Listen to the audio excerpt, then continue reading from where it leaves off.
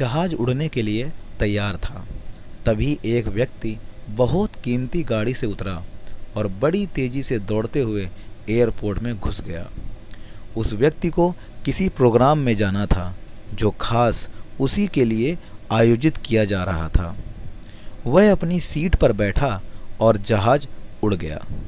अभी जहाज कुछ दूर ही उड़ पाया था कि कैप्टन ने घोषणा की कि तूफानी बारिश और बिजली की वजह से जहाज का रेडियो सिस्टम ठीक से काम नहीं कर रहा है, इसीलिए हम पास के एयरपोर्ट पर उतरने के लिए विवश हैं।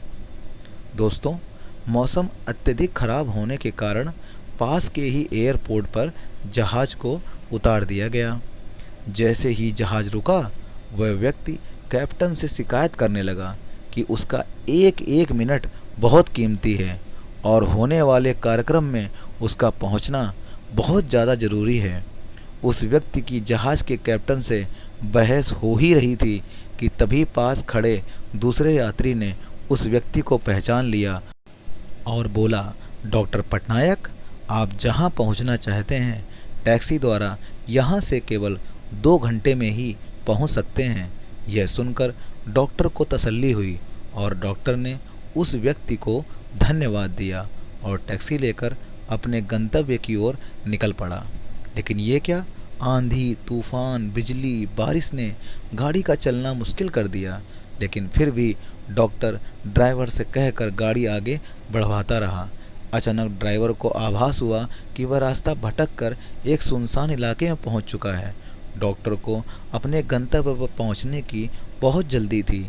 खराब मौसम की वजह से मोबाइल में नेटवर्क भी नहीं आ रहा था, इसलिए वह सही रास्ते की जानकारी के लिए आसपास किसी व्यक्ति को तलाशने लगा। तभी उसे सड़क के किनारे एक छोटा सा घर दिखाई दिया।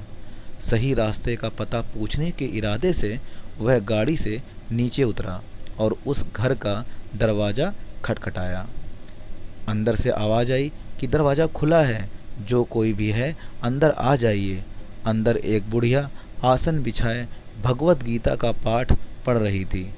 डॉक्टर ने उस बूढ़ी औरत से कहा, माँ जी, अगर आज्ञा हो तो आपके फ़ोन का उपयोग कर लूँ, मुझे एक अर्जेंट कॉल करनी है। बुढ़िया मुस्कुराई और बोली, बेटा, कौन सा फ़ोन? यहाँ ना तो बिजली है और ना ही फ़ोन। लेकिन तुम बैठो, सामने चरणामृत है, थोड़ा पी लो, थकान दूर हो जाएगी। और खाने के लिए भी कुछ फल रखे हैं, खा लो, ताकि आगे यात्रा के लिए कुछ शक्ति आ जाए। डॉक्टर ने धन्यवाद दिया और चरणामृत पीने लगा। बुढ़िया अपने पाठ में खोई हुई थी। तभी डॉक्टर की नज़र बुढ़िया के पास ही कंबल में लिपटे एक नन्हे से बच्चे पर पड़ी, जिसे बुढ़िया थोड़ी थोड़ी देर में हिला देती थी। बुढ़िया की पूजा खत्म हुई तो डॉक्टर ने कहा, माँ जी, आपके स्वभाव व व्यवहार ने मुझ पर जादू सा कर दिया है। आप भगवान से मेरे लिए भी प्रार्थना कर लो तो शायद ये मौसम खुल जाए और मैं अपने गंतव्य स्थान पर पहुंच जाऊं। मुझे उम्मीद है कि भगवान आपकी प्रार्थनाएं अवश्य स्वीकार करते होंगे। बुढ़िया बोली, नहीं बेटा, ऐसी कोई बात नहीं है। तुम मेरे अतिथि हो और अतिथि की सेवा करना ईश्वर का आदेश है। मैं तुम्हारे लिए भी प्रार्थना की है। अब तक मैंने जो प्रार्थना की है वो प्रभु ने अवश्य सुनी है, पर उससे मैं एक प्रार्थना और कर रही हूँ। शायद समय आने पर भगवान उसे अवश्य स्वीकार कर लेगा। डॉक्टर ने उत्सुकता से पूछा, वो कौन सी प्रार्थना है माँ जी?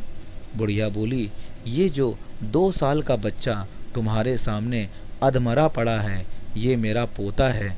ना इसकी माँ जिंदा है, ना ही इसका बाप। इस बुढ़ापे में इसकी जिम्मेदारी मुझ बुढ़िया पर ही है।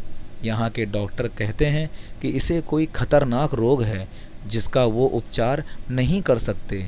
वो कहते हैं कि दिल्ली के बहुत बड़े डॉक्टर हैं।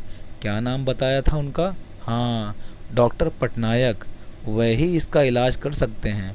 लेकिन मैं कमज़ोर बुढ़िया कहाँ उस डॉक्टर तक पहुँच सकती हूँ। अगर जैसे तैसे पहुँच भी जाऊँ तो पता नहीं वह डॉक्टर मेरे पोते को देखने को राजी होगा भी या नहीं। बस अब वंशी वाले से ही मांग रही थी कि वह किसी प्रकार मेरी प्रार्थना सुन ले। यह सुनकर डॉक्टर की आंखों से आंसुओं की धारा बह निकली। वह भर्राई हुई आवाज में बोला, माई, आपकी प्रार्थना ने हवाई जहाज को नीचे उतार दिया, आसमान पर बिजलियां कौंधवा दी, मुझे रास्ता भुलवा दिया ताकि मैं यहाँ तक खिंचा चला आऊँ। हे भगवान, मुझे विश्वास ही नहीं हो रहा कि आप अपने भक्तों की प्रार्थना स्वीकार करके उनकी इस तरह भी सहायता कर सकते हैं। देखो माँ जी, भगवान ने स्वयं मुझे आपके पास भेज दिया। आपकी प्रार्थना में बहुत शक्ति है। मैं ही हूँ डॉक्टर पटनायक। इतना कहकर डॉक्टर ने प्रभु के चरणों में शीश झुका दिया।